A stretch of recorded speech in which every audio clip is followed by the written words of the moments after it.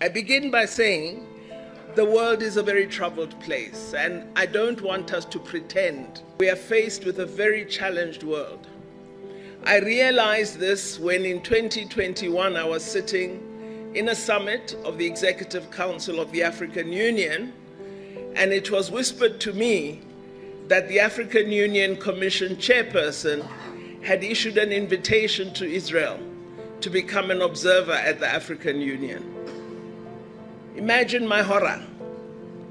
I decided at that moment that I would raise my arm and would propose that this decision be rescinded. I walked around the room seeking supporters. Of the 54 nations, I got 3. And I include SADC in that. But I said, nevertheless, this is not going to happen. I therefore lifted my arm and said I wish to table a matter.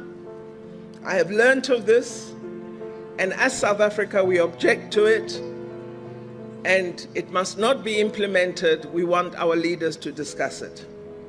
And we will never accept it as South Africa, and while we appreciate the role that the Organization of African Unity played in us achieving our freedom as South Africa, this decision of the AU Commission chairperson will make us consider whether we can be present in the African Union. I thought I would get support from many of the countries gathered in the room. But what I discovered is that countries that are oppressors, that continue to be colonial occupiers, are using financial muscle to provide grant in aid to African countries and secure the depoliticized support of African countries for these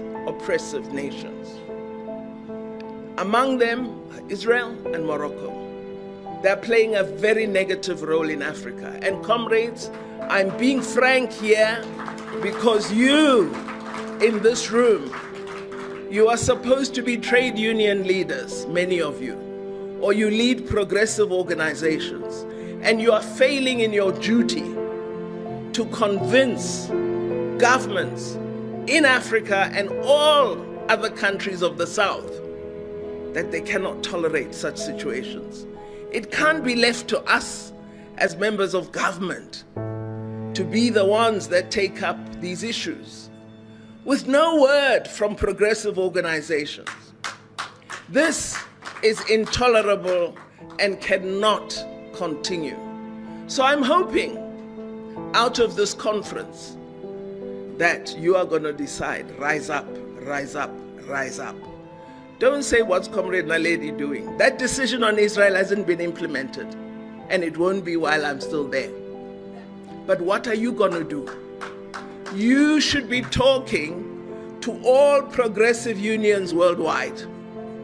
The unions in the United States of America, weak or strong, should be making it clear to President Biden they don't appreciate his statement, which has led to the slaughter we are seeing today. The union movement in the United Kingdom should be doing the same.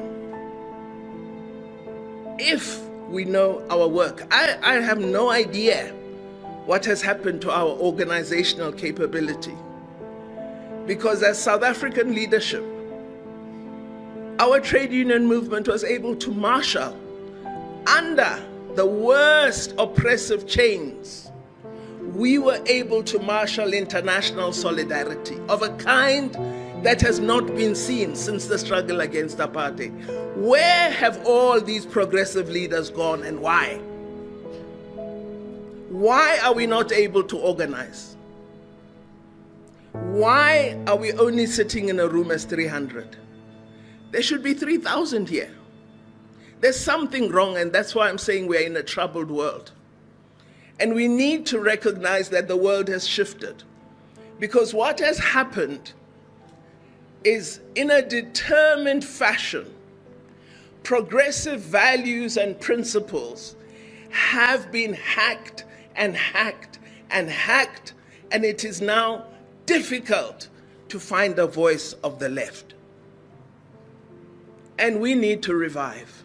We need to organize. We need to be smart. We need to be strategic.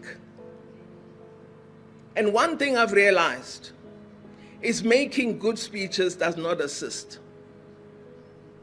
I may feel good that I had the right rhetoric at that platform, but if the next day my rhetoric has not led to action, my speech was useless.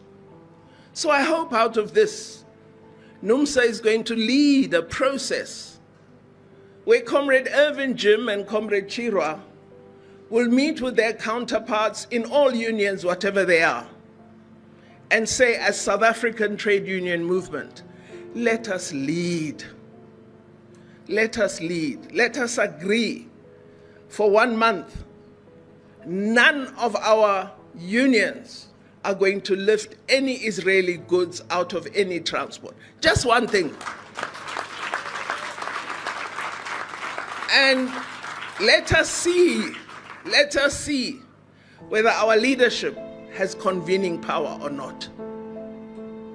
This week coming, a number of proposed resolutions are going to come before the United Nations. We must keep our eye on that process. We must ensure it's the right kind of resolutions. Today, the people of Palestine are in need of help. They need medical supplies. They are unable to bandage wounds. They cannot provide help. Médecins Sans Frontières is doing a good job. They are absolutely there, but they are also being decimated. What are we going to do about that? Let's ask every South African, there are 62 million of us, they say. All of us must donate one thing, food or medical goods. And let us persuade an airline to take them all to the Egyptian border with Palestine and deliver those goods. Let's do something, comrades. Let's stop talking, because the world is in a terrible place, and all it needs are a few good men and women, are organizers, strategists. And not to organize because you're NUMSA only, but to organize everybody. What we have to put aside if you want to change the world are divisions between us. Because it doesn't make any sense to believe that I must be the most progressive, the most left, the most radical, and the world is suffering. The most progressive thing is to unite and get action. And that's what I hope you're going to begin to do. So anyway, on my story, on the presence of Israel as an observer in the African Union, I have managed to pause it for now with the support of my president, but it's not off the table in the AU. So again, I'm asking you, pay attention. As the great revolutionary leader of Cuba, President Fidel Castro said, we need to unite today to build the tomorrow we yearn for, to vindicate the always excluded, and to rescue faith in humanity. I hope we can do this, and I thank you.